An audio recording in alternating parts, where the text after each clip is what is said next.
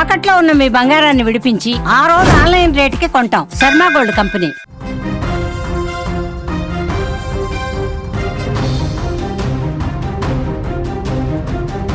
ప్రముఖ తెలుగు సినీ నిర్మాత నటుడు బండ్ల గణేష్ సంకల్ప యాత్ర పేరిట తిరుమలకు పాదయాత్ర చేపట్టారు. రంగారెడ్డి జిల్లా షాద్నగర్లోని తన సినిమా థియేటర్ నుంచి ఈరోజు ఉదయం ఈ యాత్ర ప్రారంభమైంది. సుమారు 460 నుంచి 500 కిలోమీటర్ల మేర గణేష్ యాత్ర సాగనుంది. అయితే ఇది కేవలం రాజకీయ యాత్ర కాదని దేవుడు మొక్కు మాత్రమే అంటూ కూడా ఆయన తెలిపారు. ముఖ్యమంత్రి చంద్రబాబు పైన అభిమానంతో నడిచి వెళ్తున్నానని, డిప్యూటీ సీఎం పవన్ కళ్యాణ్ ఆశీస్సులతో ముందడుగు వేస్తున్నట్లుగా కూడా బండ్ల గణేష్ చెప్పుకోవచ్చారు. తాను మెగాస్టార్ను చూద్దామని సినీ ఇండస్ట్రీకి వచ్చానని, ఆ రోజుల్లో అలాంటి చిరంజీవి సినిమా తన థియేటర్లో ఆడుతుండగా సంకల్ప యాత్ర మొదలు పెట్టడం తన అదృష్టం అన్నారు బండ్ల గణేష్. ఇకపోతే గతంలో చంద్రబాబు అరెస్ట్ తనను ఎంతో బాధించిందని, ఆయనకు బెయిల్ వస్తుందని కోర్టు విచారణ ఉన్న ప్రతిసారి కూడా సుప్రీంకోర్టులో ఉండేవాడినని కూడా గుర్తు చేశారు. అయితే అక్కడ ఉన్నప్పుడే ఆయన ఎలాంటి మచ్చ లేకుండా విడుదల కావాలని ఏడుకొండల వారిని మొక్కుకున్నానని, ఇప్పుడు ఆ మొక్కు తీర్చుకునేందుకు, ఎందుకంటే అప్పుడు కొద్ది రోజుల తర్వాత బెయిల్ కూడా రావడం జరిగింది కాబట్టి చంద్రబాబు గారికి, సో ఇప్పుడు ఆ మొక్కును తీర్చుకునేందుకు వెంకన్న కొండకు వెళ్తున్నట్లుగా బండ్ల గణేష్ చెప్పారు. సో ఇది రాజకీయ యాత్ర కాదని, కేవలం దేవుడి మొక్కు మాత్రమేనంటూ కూడా గణేష్ తెలిపారు. ఇక ఈ యాత్ర సంకల్ప యాత్రగా మొదలవుతున్నటువంటి ఈ పాదయాత్రకు ఆల్రెడీ కొంతమంది గెస్టులు కూడా రావడం జరిగింది. ఈరోజు ఉదయం అక్కడ నటుడు శివాజీ కూడా ప్రసంగిస్తూ బండ్ల గణేష్కి సంబంధించి ఈ పాదయాత్ర ఎందుకు మొదలుపెట్టారు ఏంటి అనేటువంటి వివరాలు కూడా ఆయన చెప్పడం జరిగింది.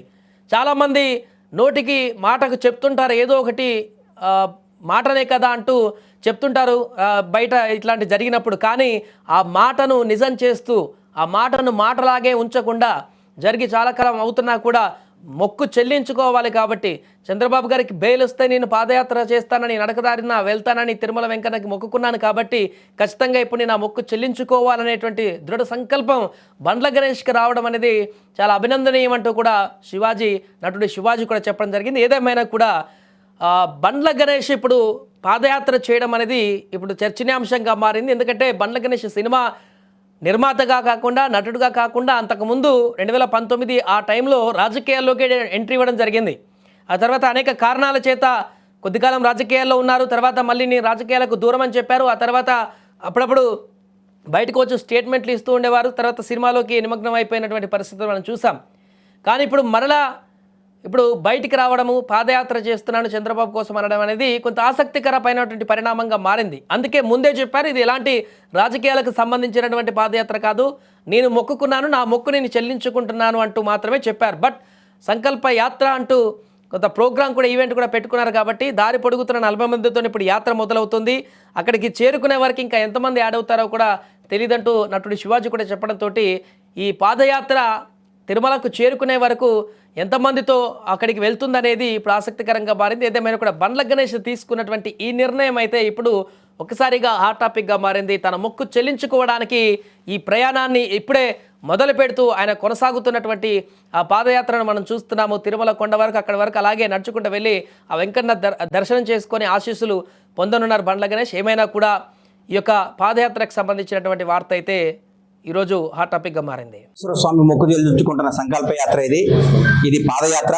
మా ఊరు షాద్నగర్ నుండి తిరుమల గడప దాకా, స్వామివారి పాదాల దాకా, మా షాద్నగర్ శ్రీ వెంకటేశ్వర స్వామి సన్నిధి నుండి తిరుమల శ్రీ వెంకటేశ్వర పాదాల వరకు పాదయాత్ర చేయబోతున్నాం.